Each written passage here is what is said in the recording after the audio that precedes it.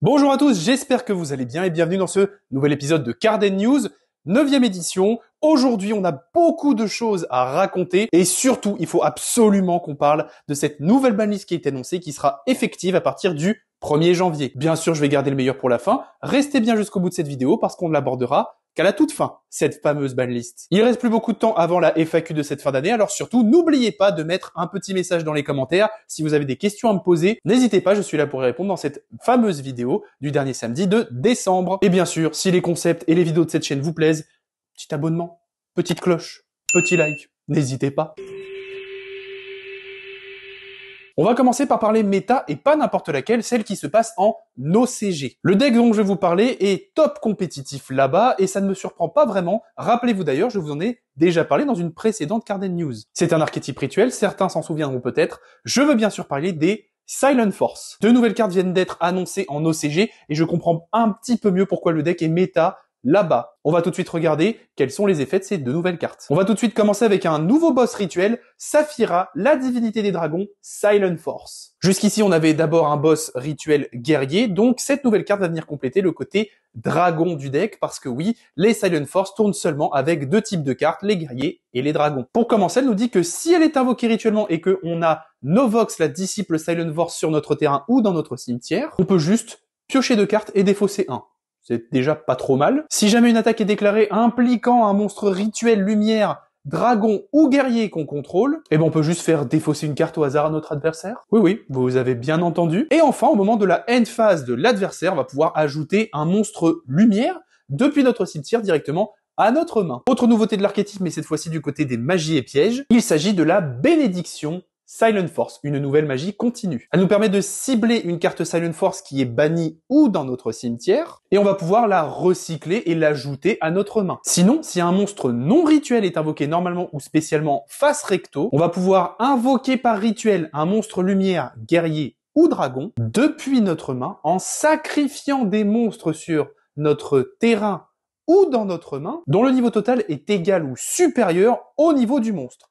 C'est pas très clair, mais avec le texte juste ici, ça devrait l'être un peu plus. Et fin du bonus, si on le fait, ce monstre invoqué ne sera pas destructible au combat. On va donc avoir du card advantage et de la draw grâce au nouveau boss, de la discard au hasard dans la main de l'adversaire, et surtout du recyclage grâce à la magie continue, et un moyen de faire des rituels pendant le tour adverse. Ça fait quand même vraiment pas mal de trucs. Ce nouveau support pour Silent Force sortira au Japon le 27 janvier prochain dans le nouveau corset principal Legacy of Destruction. On va rester un petit peu du côté méta du jeu et il va falloir qu'on parle absolument du YCS qui a eu lieu à Bologne. On va parler plus particulièrement de la performance d'un certain Joshua Schmidt. Pour les moins habitués du côté compétitif de Yu-Gi-Oh!, sachez que ce joueur est assez récurrent dans les tops et qu'il est bien souvent dans les minimum top 64 des gros événements compétitif. Il a remporté cette prestigieuse compétition avec plusieurs milliers de joueurs grâce à son deck Bystial Runique. Je vais bien sûr vous laisser cette decklist en même temps que je parle, n'hésitez pas à faire pause si ça vous intéresse. Une des clés de sa stratégie résidait dans l'utilisation d'Unicorn, le mythologique, une synchro dans l'extra deck. Elle a un effet un petit peu particulier, cette carte qui va dire que tant que l'adversaire et nous-mêmes avons le même nombre de cartes en main, les cartes ou effets activés par l'adversaire vont être automatiquement annulés. Ça vaut bien sûr pour les effets de monstres, magie ou pièges. C'est très fort. Avoir le bénéfice de cet effet semble assez compliqué sur le papier, mais ce joueur a trouvé un moyen de l'utiliser à la perfection en mélangeant avec Runique, tout simplement parce que la fontaine Runique permet une fois par tour, une fois qu'on a activé une magie rapide de l'archétype, de remélanger 1 à 3 cartes magie rapide Runique dans notre cimetière à notre deck et de piocher le même nombre. Ajoutez à ça la possibilité d'activer les magies rapides de l'archétype tant que le terrain est présent depuis notre main et vous obtiendrez un combo de contrôle assez violent qui permettra du coup à Joshua Schmidt de faire un joli top 1.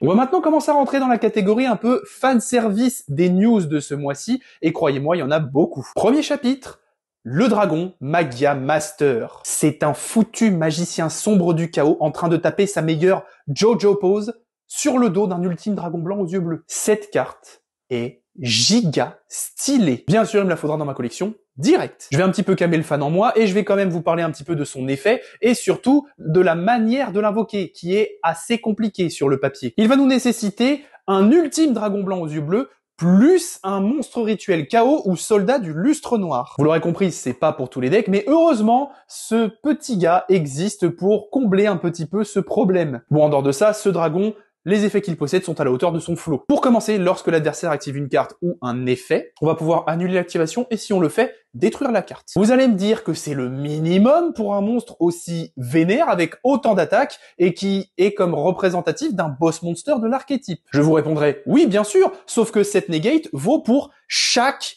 type de carte. On peut répondre avec cet effet à l'activation de chaque type de cartes, monstres, magie ou piège. Donc, on a 3 negates en une seule carte. Personnellement, j'ai jamais vu ça et c'est complètement craqué. Et sait-on jamais si ce giga dragon quitte le terrain à cause de l'adversaire, donc même sur un petit golem de lave ou un kaiju, ça va marcher cet effet. Eh bien, on va pouvoir invoquer un monstre yeux bleus ou un monstre rituel chaos ou soldat du lustre noir directement depuis notre deck ou extra deck. Franchement, si ça, c'est pas le nouveau Big Boss Blue Eyes, je sais pas ce qu'il vous faut.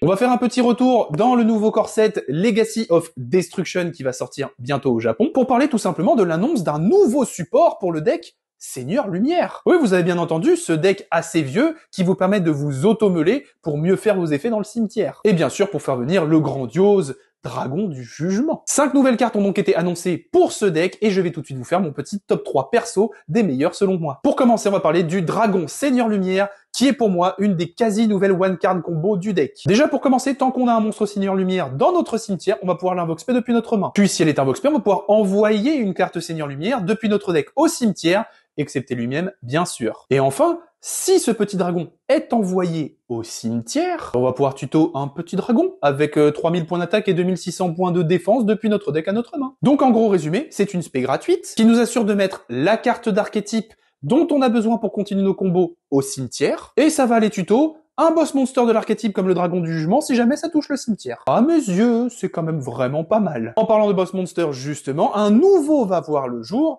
mais dans l'extra deck. Il s'agit du Dragon de l'éclaircissement. Je sais pas vous, il y a des petites vibes en mode inflexipateur. Vous me direz dans les commentaires. Premier effet rapide, complètement craqué. On va pouvoir payer 2000 points de vie pour bannir toutes les autres cartes sur le terrain et dans les cimetières. C'est quand même pas dégueu ça, même si ça concerne aussi notre cimetière qui est la clé de notre stratégie.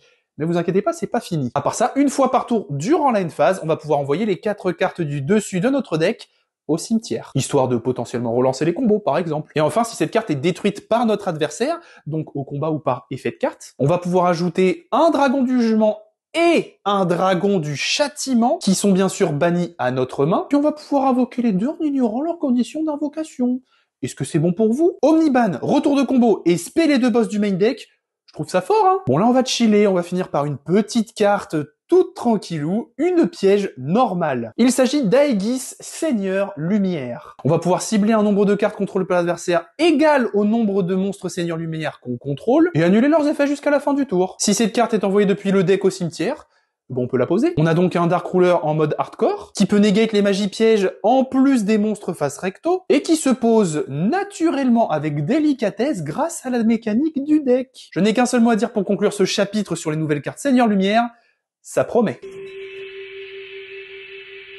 On va maintenant passer un peu à de l'annonce de produits avec le retour d'un set bien connu des joueurs et des collectionneurs. Vous serez donc tous heureux d'apprendre que les 4 premiers sets Bataille de légende vont être condensés et réédités dans Bataille de légende chapitre 1. À l'intérieur de ce produit, vous retrouverez de très nombreuses reprints allant de Bataille de légende, la revanche de la lumière, allant jusqu'à Armageddon. Mais ce n'est pas tout. D'autres cartes d'extension externes reverront le jour à l'intérieur de ce produit, comme par exemple la version originale de Yubel. Mais on va surtout avoir un paquet de bonnes reprints de ces différents sets, comme le fameux numéro 90 qui est énormément joué dans les stratégies aux Russes en ce moment. Mais on va aussi retrouver l'Alien 3 Soldat du Lustre Noir qui est une excellente extender pour l'extra deck et plein d'autres belles choses dont on parlera peut-être dans une vidéo card des news avant que ça sorte chez nous. Chaque coffret contiendra donc une secret rare, 6 ultra rares en version colorful, c'est-à-dire avec un titre en plusieurs couleurs différentes, mais aussi du coup 30 communes et un des 6 dés à collectionner. Cette belle dinguerie est prévue chez nous pour le 22 février prochain.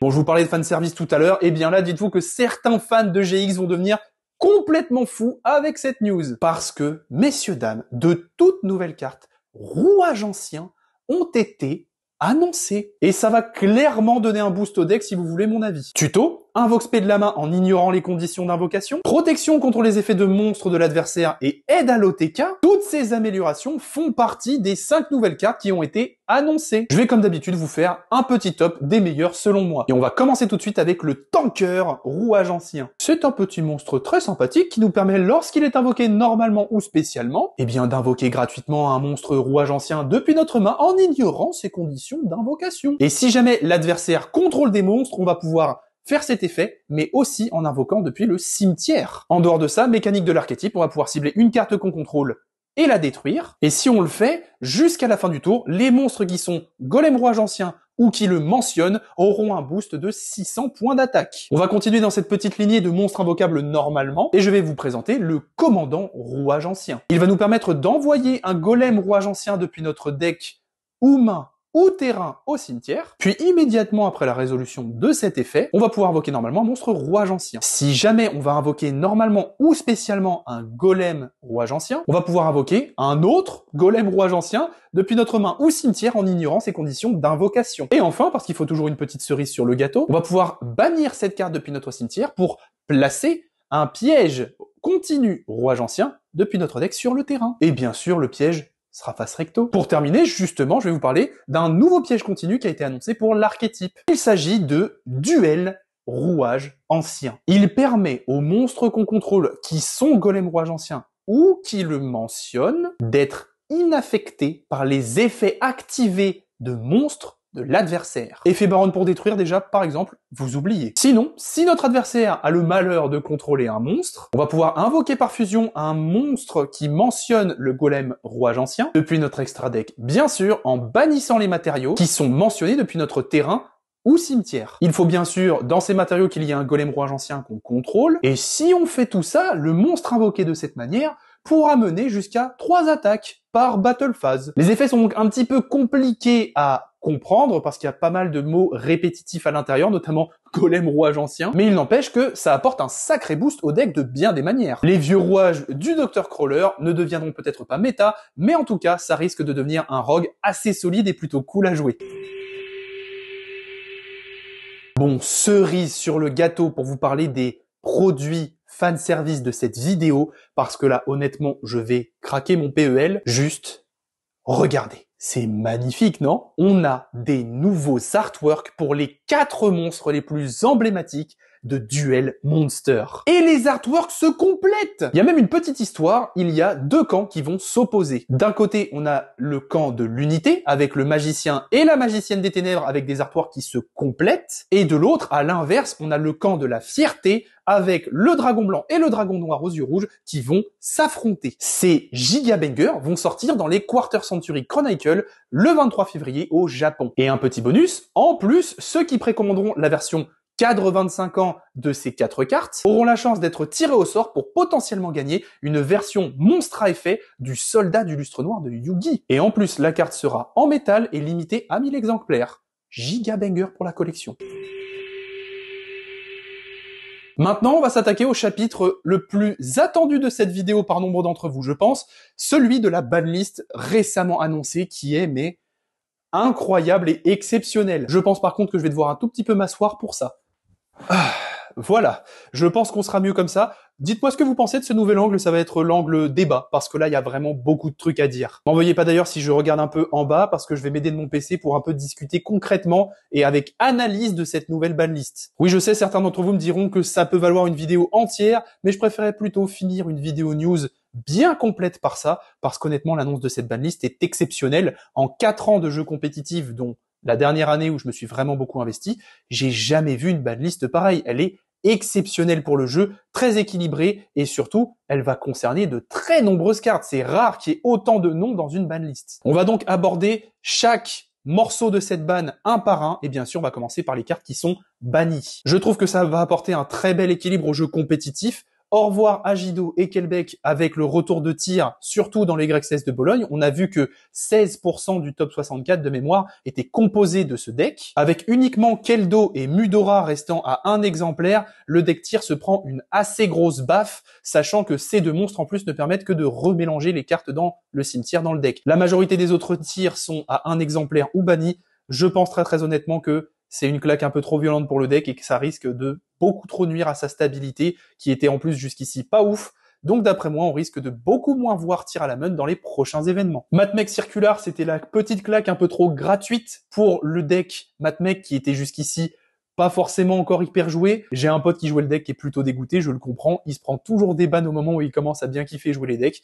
Là, il m'a dit honnêtement, je le range, c'est plus la peine. Et enfin, Isolde, un autre ami m'a dit que depuis 2018, elle aurait dû être touchée. Elle était assez abusée, vu que son effet, ce n'était pas un hard once per turn, c'était once per turn par copie, donc il suffisait de réussir à la refaire pour en abuser. Si je dis des bêtises d'ailleurs, n'hésitez pas à me corriger dans les commentaires, je ne suis pas non plus la meilleure référence en compétitif, j'essaye d'analyser avec mes connaissances à moi. Bref, cette carte était bien trop abusée dans les decks récents de la méta comme Infernoble ou encore Rescue Ace, et donc sa ban est méritée, ce qui va toucher de manière quand même assez forte ces decks. À partir de la deuxième page de cette banlist, on va avoir quand même pas mal de choses à raconter, surtout parce que beaucoup de cartes vont être listées, vous allez le voir tout de suite avec le côté limité de cette banlist. Honnêtement, il y a des choses que je trouve assez surprenantes et il y a des trucs qui vont complètement retourner le jeu. On va prendre ça dans l'ordre, on va commencer par parler de Orcust, la harpe de l'horreur. Je pense que c'est une des cartes les plus importantes du deck. Elle permet de se bannir du cimetière pour spé un Orcust du deck. Après, on est lock en invocation de monstres ténèbres.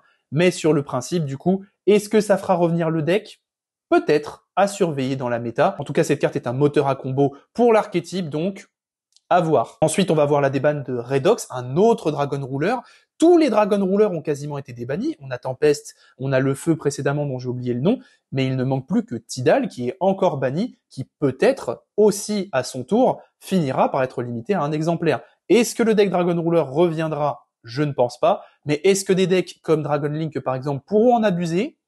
Ça va falloir surveiller. On a du coup aussi la limitation à un exemplaire du Mont Air Rescue Ace, Secours As. Donc ça va tout simplement enlever une one card combo au deck. Niveau stabilité et consistance, ça va lui faire un peu de mal. Mais bon, il était joué à 3 exemplaires, il va passer à 1. Comme on dit certains joueurs de mon entourage qui pratiquent le deck, il va suffire de compléter avec soit de la staple, soit d'autres noms de l'archétype pour renforcer un petit peu la stabilité. Donc, c'est pas non plus quelque chose qui va faire très mal. Mais entre Isolde et ça, c'est vrai que le deck va perdre un petit peu en stabilité. Donc, avec un peu de chance, Rescue Ace a été légèrement nerf.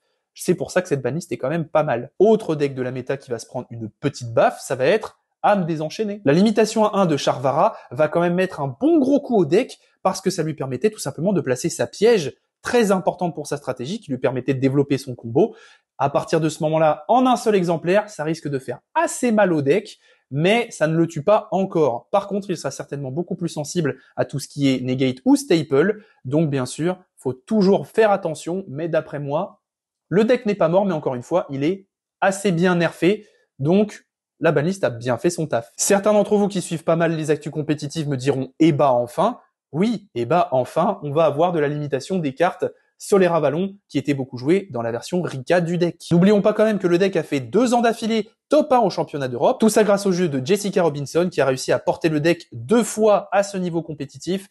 Il fallait quand même à un moment que ça se prenne un petit stop. On a donc l'Alien qui était quand même un bon starter à combo qui a été touché, donc limité à 1. Aujourd'hui, vu qu'on joue pas mal avec des cartes qui vont bannir depuis le cimetière, si jamais on gère l'exemplaire et en plus après on le bannit, je pense que ça porte un gros coup au deck. Et on a bien sûr aussi touché Healer, l'autre lien principal du deck qui permettait de gérer un petit peu au time. Donc, je pense encore une fois qu'ici, c'est équilibré. Ça, c'est le plus gros inconnu de toute cette banlist. Il y a eu la délimitation en un exemplaire Dib, la justicière du calice du monde. Je n'ai pas assez de connaissances autour de cette carte pour vraiment développer et avoir un avis constructif sur sa débanne, parce que je crois qu'elle était interdite avant. Elle va être surtout utilisée dans les stratégies héritage du monde et calice du monde. Hormis les mecs chevaliers, je ne vois pas trop de decks où ça peut être utile de la jouer. N'hésitez pas à me dire en commentaire pourquoi cette carte est intéressante à un exemplaire et pourquoi elle est revenue, si vous le savez bien sûr. Moi en tout cas, je pense que osef un petit peu de cette info. Là par contre, on va rentrer dans le cœur du sujet où il va falloir vraiment en parler. On a la débanne à un exemplaire de Snatch Steal. Vol à l'arraché chez nous pour ceux qui sont vraiment francophones, mais cette carte est totalement craquée. Uniquement équipable à un monstre contrôlé par l'adversaire, on va en prendre le contrôle et à chacune des stand-by phases de l'adversaire, il gagnera 1000 points de vie. Donc lui piquer un de ses meilleurs monstres pour en contrepartie qui gagne 1000 points de vie, je pense qu'il s'en fout complètement, il préférait garder son big boss. Attention disclaimer, d'ailleurs on va un petit peu parler du côté ruling de Yu-Gi-Oh! Dites-vous bien qu'une carte magie d'équipement, ce n'est pas marqué dans son texte, mais le fait d'équiper sa cible. Donc faites bien attention à ça. Les cartes qui sont non ciblables ne peuvent pas être équipées avec cette carte. Faites bien attention. Je suis quasiment sûr de mon ruling. Si jamais j'ai dit une bêtise, n'hésitez pas à me corriger, mais normalement, cette carte est évidemment extrêmement forte. Elle va renforcer l'aspect contrôle du jeu, mais à un exemplaire déjà, il va falloir la choper, donc hormis avec dépôt, ça risque d'être compliqué. Sinon, il va falloir jouer des magies ou des pièges bien particulières qui permettent d'aller tuto des magies d'équipement. Mais en dehors de ça, ça reste quand même une excellente carte qui est bannie depuis de nombreuses années. Et vous verrez, je pense que dans le futur proche, on risque de pas mal la voir dans certaines listes, notamment peut-être dans les side decks.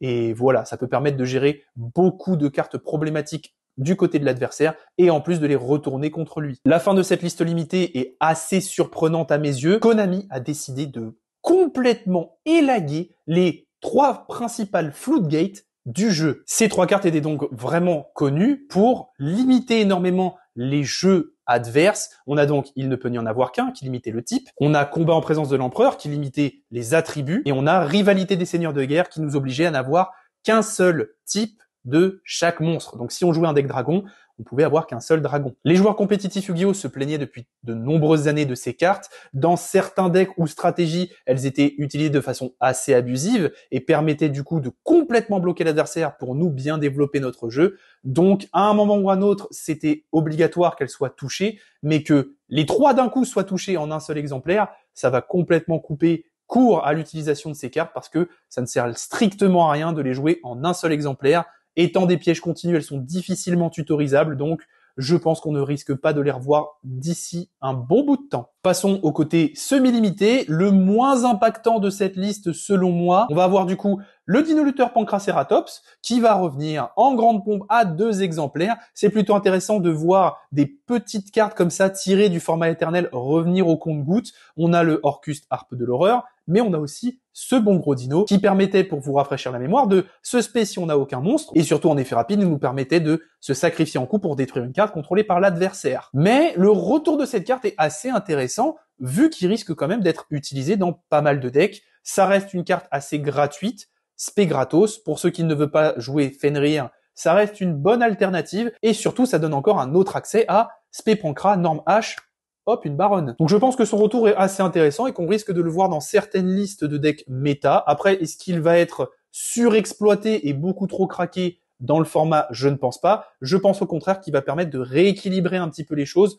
notamment pour gérer tout ce qui est magie, piège continu ou magie de terrain un peu trop embêtante qu'on connaît aujourd'hui. Deuxième carte dont je ne comprends pas trop le retour, ça va être Thérotrope, Speedroid. Je ne suis pas un expert du deck. En lisant son effet, j'ai bien compris que ça doit être une des one-card combo du deck qui fait pas mal de débilité. Mais pour les connaisseurs de l'archétype, je vous laisse me dire en commentaire vraiment l'impact du retour de cette carte, parce que je ne saurais pas vraiment vous en dire plus. Et enfin, petite régulation de méta encore, avec la limitation à 2 exemplaires de Sleepy Purly. Ça, c'est très important. C'est une des cartes combo les plus importantes du deck. Moi, pour moi, elle aurait mérité d'être limitée à 1. C'est la seule réclamation que je pourrais faire de mon point de vue de joueur. Comme pour les précédents decks qu'on a abordés, qui étaient Rescue Ace, Infernoble ou encore Unchained, eh bien, cette petite semi-limitation va, encore une fois, gentiment nerf le deck, pas trop violemment, ce qui permet de le laisser jouable, mais qui va quand même lui mettre un petit coup. Je pense encore une fois que c'est très très bien. Ça aurait peut-être mérité à 1, mais est-ce que ça aurait tué le deck? Ça, les connaisseurs, encore une fois, Je vous laisse me dire ça dans les commentaires. Et enfin, le moment que vous attendez le plus, on va parler des cartes qui sont délimitées. Et alors là, messieurs, dames, il y a de très très grosses dingueries dont j'ai encore du mal à me remettre. Troisième et dernière carte dont je ne vais pas vraiment comprendre la débanne, ça va être l'Arc Démon Infernité. J'ai lu les faits. J'ai pas compris. Ça a l'air fort, bien sûr, parce que ce n'est pas une fois par tour sur la carte, donc on peut le faire plusieurs fois dans le même tour, donc je pense qu'on peut facilement en abuser. Mais n'ayant pas vraiment connu de méta avec ce deck, ou n'ayant jamais affronté ce deck, je ne pourrais pas vraiment vous dire l'impact que ça aura. Encore une fois, dites-moi les connaisseurs dans les commentaires ce que vous en pensez. J'ai juste peut-être pensé au deck sorti récemment autour de Jack Atlas et des Dragons Rouges Arc Démon. Est-ce que cette carte sera jouée à l'intérieur et permettra donc au deck d'évoluer du statut de rogue à méta? Je ne sais pas. Après, on va quand même avoir le retour de la licorne Kashtira à 3 exemplaires. Ça, plus la débanne de Pancracératops, je pense que Kashtira va pointer un tout petit peu plus le bon de son nez par rapport à avant dans la méta. Et là, par contre, je pense que vous l'avez vu depuis tout à l'heure avec cette liste, mais va falloir qu'on cause de contrôle mental à 3 exemplaires. Vol à l'arraché, plus ça. Dans les side decks, je pense que ça va être la grosse révolution. La prise de contrôle des cartes adverses, ça risque de devenir beaucoup plus monnaie courante qu'on ne le pense. Je vais être le premier à mettre mon petit Snatch Steel et ces 3-là dans mon side. C'est beaucoup trop fort. Ça permet de prendre des ressources à l'adversaire et soit de les utiliser contre lui, soit de les utiliser pour nous, pour notre extra deck par exemple. Donc ça, pour moi, c'est la première dinguerie de cette banlist. On va avoir un petit truc qui va me faire rire, ça va être la délimitation complète de Peau des Désirs. Alors on l'a eu à 1, puis rapidement à nouveau à 2, puis il repasse à 3, ça me fait vraiment beaucoup rire. Bon, moi de toute façon, je les avais gardés en 3 exemplaires, j'étais sûr qu'à un moment, il repasserait assez rapidement à 3, mais je crois pour vous dire que ça a duré maximum 1 an la blague, donc en 1 an, on l'a vu passer de 1 à 3. Ce qui est très intéressant vu que c'est ressorti dans les Rarity Collection, ça va être le retour à 3 exemplaires du livre de magie du jugement, carte très très forte et clé de ce deck, qui risque très très honnêtement de le faire revenir sur le devant de la scène, ou d'être même abusé dans certaines stratégies qui peuvent se le permettre. Moi, pour l'instant, j'ai des petites idées pour mon deck Exodia qui sont pas piquées des verres. Je verrai un peu comment ça se passe dans l'application, mais c'est pas la carte la plus marquante, bien qu'elle permette de faire Jogen en fin de tour et donc bloquer complètement l'adversaire. C'est l'info qui m'a le plus étonné dans cette banlist et c'est l'avant-dernière qu'on abordera ensemble. C'est le retour de Starter Sprite à 3 exemplaires. Bien que Elf soit toujours limité à 1, je pense que le deck va peut-être potentiellement revenir grâce à ça. Il faut avouer quand même que c'était une des cartes principales à combo du deck, et honnêtement, ça m'étonnerait pas vraiment de revoir Sprite revenir à cause de ça. Il y a quand même beaucoup d'extenders niveau 2 dans le jeu. Après tout, ce deck était plutôt fair à la fin de sa présence en compétition. S'il revient, je ne pense pas que ce sera trop un problème, d'autant plus qu'on connaît déjà les interactions autour de ces combos. Enfin, dernière annonce et dernier débat autour de cette banlist avec le retour à 3 exemplaires du Gobelin Parvenu. Et alors là, je pense que c'est la plus grosse dinguerie de cette banlist. Déjà dans mon deck Exodia, mon petit gars, ça va très très vite partir. Je vais mettre les 3. Non négociable. Donner 1000 points de vie à l'adversaire en échange de piocher une carte, c'est que dalle. Mais moi, je pense forcément du côté fun du jeu. Mais d'autres decks risquent de beaucoup en abuser. Je pense tout de suite, bien entendu, à Dark World. Je pense que le deck va largement se permettre d'utiliser cette carte de façon débile et va renforcer du coup la consistance du deck. Vu que les dangers, ça reste quand même assez aléatoire. Ça va quand même pas mal aider à faire des débilités. Donc Upstart Goblin, c'est une bonne nouvelle pour Exodia, mais surtout pour Dark World. Donc va falloir vraiment surveiller le deck parce que d'après moi, il va stonker et remonter dans les méta de façon assez vénère.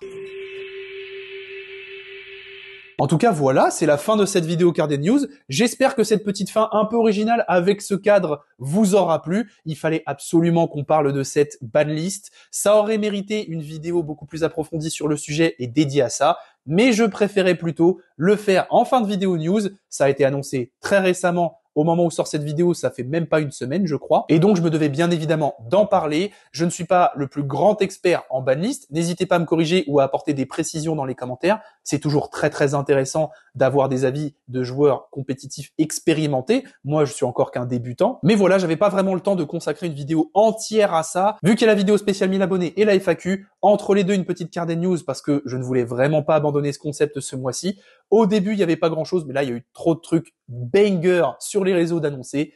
Donc voilà. Sur ce, je vous dis à samedi pour la vidéo FAQ où je réponds à vos questions et où je vous fais plein d'annonces pour 2024. Bonne fin de journée ou de soirée en fonction de quand vous me regardez. C'était Slifer.